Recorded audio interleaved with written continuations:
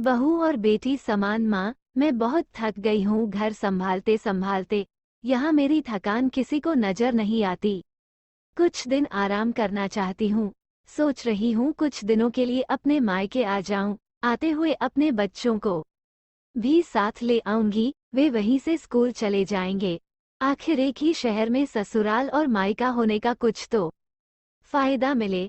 नम्रता ने फोन पर अपनी माँ से कहा। पार्वती जी ने दूसरी तरफ से कहा, हाँ बेटा, जब तेरी इच्छा हो आ जाना, आखिर ये तेरा भी तो घर है। ठीक है माँ, तो मैं कल ही आ जाऊंगी। नम्रता खुश हो बोली। हाँ बेटा, कल आ जाओ, मैं तुम्हारा इंतजार करूंगी। अभी मैं फोन रखती हूँ, मुझे मंदिर भी जाना है। कमला जी ने फोन रख दिया और सीधे किचन में गई। किचन में खाना बना रही बहू से बोली, अरे अनुपमा सुनो, कल तुम्हारी ननंद आ रही है। आज बाजार जाकर फल सब्जी और मिठाइयाँ लेकर आना। बेचारी मेरी बेटी ससुराल में नौकरों की तरह काम करती है और उस पर कोई ध्यान ही नहीं देता। यहाँ आएगी, कुछ दिन रहेगी तो उसका मन और तबीयत अच्छे रहेंगे। सास के मुंह से ऐसी बातें सुनकर अनुपमा का चेहरा उतर गया। वो मन ही मन सोचने लगी, काश आपको मेरी थकावट भी नजर आती। मैं भी दिन रात झाड़ू पोछा, बर्तन, खाना बनाना, मार्केट जाना और हर वह काम करती हूँ जिससे हमारे परिवार वालों को कोई दिक्कत ना हो। काश आप मुझ पर भी ध्यान दे पाती। आपकी बेटी तो जब मन में आता है तब यहाँ आ जाती है, लेकिन मैं साल में एक बार ही अपनी माँ के पास जाती हूँ, तब भी आपको प्रॉब्लम होती है। मैं भी इंसान हूँ, मेरा भी मन है। मुझे भी लगता है अपने माँ के पास जाकर थोड़ा आराम करूँ, सुख दुख की दो चार बातें करूँ, अपना मन हल्का करूँ। भगवान, अब तुम ही कुछ करो ताकि मेरी सांस की आंखें खुले और उसे मेरी थकावट भी नजर आए। शाम तक भगवान ने जैसे अनुपमा की सुन ली और उसकी ननंद का फोन आया। ननंद ने अपनी माँ से कहा कि उसकी सास ने उसे मायके आने के लिए मना कर दिया है, इसलिए इस बार वो नहीं आ सकती। पार्वती जी बोली, ऐसे कैसे मना कर दिया? पहले तो कभी वो तुम्हें आने के लिए नहीं रोकती थी, इस बार भला क्या हो गया? लाओ मेरी बात कराओ उसने, मैं समझती हूँ। नम्रता ने फोन अपनी सास के पास दिया।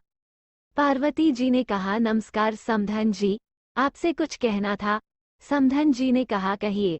दरअसल नम्रता कल त्योहार है, इसलिए अपने मायके आना चाहती है। अगर आप उसे भेज दे तो अच्छा रहेगा। नम्रता की सास ने कहा, देखिए समधन जी, आपकी बेटी मायके जाकर रहे, इस बात के लिए हमने उसे कभी नहीं रोका और इस बात से हमें कोई प्रॉब्लम है भी नहीं। कुछ दिनों पहले मैं अपने रिश्तेदार के शादी में गई थी, वहां आपकी बहू अनुपमा की माता जी से मिलने का मौका मिला। उनसे गपशप करने के दौरान उनकी बातों से पता चला कि अनुपमा को साल में एक ही बार अपने मायके जाने को मिलता है और वह भी बहुत कम समय के लिए। मुझे लगता है आपको पहले अनुपमा को उसके मायके भेज देना चाहिए और वो जब मायके होकर आ जाएगी तो मैं नम्रता को आपके पास भेज दूंगी। एक बहुत जरूरी बात जो मुझे लगता है आपको समझ लेनी चाहिए कि आपको अपनी बहू को भी बेटी की तरह या बेटी से भी ज्यादा प्यार देना चाहिए। उसे भी मायके जाने की इच्छा होती होगी। हो सकता है नम्रता के वहां आने से उसकी आवभगत करने के लिए आप उसे उसके मायके नहीं भेजती होंगी, या फिर वो आपसे कुछ कहने से अभी डरती हो। अगर आप उसको घर में ही कैद रखेगी तो एक दिन ऐसा आएगा जब वो आपके खिलाफ बोलने लगेगी, फिर वो आपकी सुनेगी भी नहीं और जब चाहे तब अपने मायके जाएगी। ऐसी परिस्थिति आए, इससे अच्छा है कि आप ही कुछ बदलाव अमल में ले आए जिससे आपका रिश्ता और रिश्ते की मिठास खराब ना हो। पार्वती को अपने समधन के हर एक शब्द में सच्चाई नजर आई।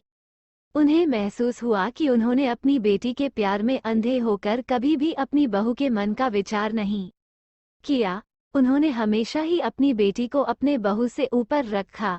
दूसरी तरफ नम्रता भी अपनी भाभी के बारे में हो रही इस बातचीत को सुन रही थी। उसने भी रियलाइज किया कि वो कभी भी अपनी भाभी के साथ ठीक से बात नहीं करती और जब जब वो अपने मायके जाती है तो भाभी थोड़ी उदास रहती है। पार्वती जी ने अपनी बहू को बुलाया और उसे कहा कि अनुपमा कुछ दिनों के लिए नम्रता नहीं आने वाली है, इसलिए पहले तुम अपने मायके हो कर आओ। ये सुनते ही अनुपमा का चेहरा खिल गया, क्योंकि यह पहली बार था जब उसकी सास ने सामने से उसे अपने मायके जाने के लिए कहा था। अगले दिन अनुपमा अपने मायके गई और इस बार 1-2 दिन नहीं, पूरे हफ्ते भर रह कर आई। अपने माँ बाप से, अपने रिश्तेदारों से मिलकर आई और जब वो लौटकर आई तो उसका चेहरा खिला हुआ था, उसकी आंखें चमक रही थी। अनुपमा के आने के बाद नम्रता भी अपने मायके आई और इस बार वो खुद सामने से अपनी भाभी से खुशी खुशी मिली और अच्छे से बात की। नम्रता ने अपनी माँ से बात करके उन्हें भी अच्छे से समझने में मदद की कि वो कहीं ना कहीं अनुपमा के साथ गलत व्यवहार कर रहे थे। दूसरी तरफ अनुपमा अपने ससुराल वालों के बदले रवैया से बहुत खुश थी। अब वो खुशी खुशी सबका ध्यान रखती और हर काम प्यार से करती। वो ध्यान रखती कि कोई भी ऐसी बात या काम ना करें जिससे घर में तनाव का माहौल पैदा। पार्वती जी अपनी बहू को खुद ही समय समय पर मायके भेज दिया करती।